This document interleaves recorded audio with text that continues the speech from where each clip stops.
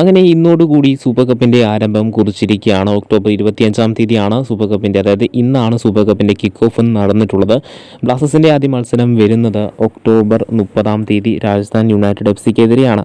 So ഈ ഒരു സാഹചര്യത്തിൽ കേരള ബ്ലാസ്റ്റേഴ്സുമായി ബന്ധപ്പെട്ട് അല്ലെങ്കിൽ ISLുമായി ബന്ധപ്പെട്ട് ചില പ്രധാനപ്പെട്ട അപ്ഡേറ്റുകൾ പുറത്തേക്ക് വരുന്നുണ്ട്. അല്ലെങ്കിൽ ISLൻ്റെ ഫ്യൂച്ചറുമായി ബന്ധപ്പെട്ട നിലവിൽ പ്രധാനപ്പെട്ട ഒരു അപ്ഡേറ്റ് പുറത്തേക്ക് വരുന്നുണ്ട്. നമുക്ക് എല്ലാവർക്കും അറിയാം, ISLന് വേണ്ടിയുള്ള പുതിയ 15 വർഷത്തേക്ക് വേണ്ടിയുള്ള പുതിയൊരു ടെൻഡർ നിലവിൽ AFF വിളിച്ചിട്ടുണ്ടായിരുന്നു.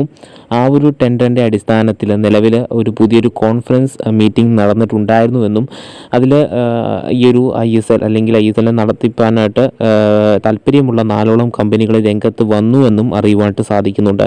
അതിൽ ഒന്നാമത്തത് FSDL തന്നെയാണ്. മറ്റൊന്ന് എന്ന് പറയുന്നത് ഫാൻകോഡാണ്. അതായത് ഡ്രീം 11 എന്ന് പറയുന്ന കമ്പനിയുടെ കീഴിലുള്ള സ്ഥാപനമാണ് ഫാൻകോഡ് സ്ഥിരമായിട്ട് ഫുട്ബോൾ സ്ട്രീമിങ്ങും മറ്റു തരത്തിലുള്ള സ്പോർട്സ് സ്ട്രീമിങ്ങും ഒക്കെ തന്നെ നടത്തുന്ന ഒരു സ്പോർട്സ് സ്ട്രീമിംഗ് പ്ലാറ്റ്ഫോമാണ്. സോ ആ ഒരു സാഹചര്യത്തിൽ ഫാൻകോഡും രംഗത്ത് വന്നിട്ടുണ്ട് എന്നറിയുവാനായിട്ട് സാധിക്കുന്നുണ്ട്. മറ്റൊന്നത് ഒരു റിയൽ എസ്റ്റേറ്റ് കമ്പനിയാണ്. അതായത് കോൺസ്റ്റൻറ്റൈൻ ഫുട്ബോൾ ഹെറിറ്റേജ് എന്ന് പറയുന്ന ഒരു കമ്പനിയും നിലവിൽ രംഗത്തേക്ക് വന്നിട്ടുണ്ട്. അതിനെല്ലാം പുറമെ മറ്റൊരു വിദേശ കമ്പനിയും ISLൻ്റെ നടത്തിപ്പിന് വേണ്ടി രംഗത്തേക്ക് വന്നിട്ടുണ്ട് എന്നാണ് അപ്ഡേറ്റുകൾ പുറത്തേക്ക് വരുന്നത്. സോ ഈ ഒരു സാഹചര്യത്തിൽ ഇന്ത്യൻ ഫുട്ബോളിൻ്റെ പ്രഥമ ലീഗായിട്ടുള്ള ISLുമായി ബന്ധപ്പെട്ട് വളരെയധികം പോസിറ്റീവായിട്ടുള്ള ചില അപ്ഡേറ്റുകളാണ് പുറത്തേക്ക് വന്നിട്ടുള്ളത്. അതായത് ISLൻ്റെ നടത്തിപ്പിന് വേണ്ടി കമ്പനികൾ രംഗത്തേക്ക് വരുന്നുണ്ട് എന്നറിയുമ്പോൾ തന്നെ ISL നടക്കുവാനായിട്ടുള്ള സാധ്യതകൾ വർദ്ധിക്കുകയാണ്. നവംബർ 5 വരെയാണ് ഇതിൻ്റെ ഒരു വിധി പ്രഖ്യാപനം നടക്കുവാനായിട്ടുള്ളത്. അതായത് ടെൻഡർ പ്രോസസ്സ് പൂർത്തിയാകുന്ന നവംബർ 5-ാം തീയതിയാണ്. സോ അതുവരെ നമുക്ക് വെയിറ്റ് ചെയ്യാവുന്നതാണ്. സോ ഈ ഒരു സാഹചര്യത്തിൽ സൂപ്പർ കപ്പിലെ കേരള ബ്ലാസ്റ്റേഴ്സിൻ്റെ ആദ്യത്തെ മത്സരം 30-ാം തീയതിയാണ്. രാജസ്ഥാൻ യുണൈറ്റഡ് എഫ്സിക്കെതിരെയാണ് എന്ന തരത്തിലുള്ള വാർത്തകളൊക്കെ തന്നെ നമ്മൾ അറിഞ്ഞിട്ടുണ്ടായിരുന്നതാണ്. പിന്നീട് നവംബർ 3-ാം തീയതിയും നവംബർ 6-ാം തീയതിയും ബ്ലാസ്റ്റേഴ്സിൻ്റെ മത്സരമുണ്ട്. മുംബൈ സിറ്റി എഫ്സിക്കെതിരെയും ഹൈദരാബാദ് എഫ്സിക്കെതിരെയുമാണ് മത്സരം. സോ ഈ ഒരു മത്സരങ്ങളുടെ ഒക്കെ തന്നെ ലൈവ് ടെലികാസ്റ്റ് എവിടെയാണ് എന്നൊരു അവ്യക്തത നിലവിൽ ഇപ്പോഴും ആരാധകർക്ക് ഉണ്ട് എന്നൊരു കാര്യം മനസ്സിലാവാനായിട്ട് സാധിക്കുന്നുണ്ട്. സോ ആ ഒരു സാഹചര്യത്തിൽ ISL മത്സരങ്ങളുടെ ഒക്കെ തന്നെ, അതായത് ISL അല്ല, സൂപ്പർ കപ്പിൻ്റെ ഈ ഒരു മത്സരങ്ങളുടെ ഒക്കെ, അതായത് കേരള ബ്ലാസ്റ്റേഴ്സിൻ്റെ മത്സരങ്ങളുടെ ഒക്കെ തന്നെ ലൈവ് ടെലികാസ്റ്റിൻ്റെ അപ്ഡേറ്റ് നിലവിൽ ഞാൻ പങ്കുവെക്കുകയാണ്. ആദ്യത്തെ കാര്യം, ഒക്ടോബർ 30-ാം തീയതി നടക്കുന്ന കേരള ബ്ലാസ്റ്റേഴ്സിൻ്റെ മത്സരം നടക്കുവാനായിട്ട് പോകുന്നത് GMC ബാംബോലിം സ്റ്റേഡിയത്തിൽ വെച്ചാണ്. സോ എന്നാൽ തന്നെ അതിൻ്റെ ഒരു ലൈവ് ടെലികാസ്റ്റ് ഉണ്ടായിരിക്കുന്നതല്ല. അത് ടെലികാസ്റ്റ് ചെയ്യുക ഇന്ത്യൻ ഫുട്ബോളിൻ്റെ യൂട്യൂബ് ചാനലിലൂടെയാണ്.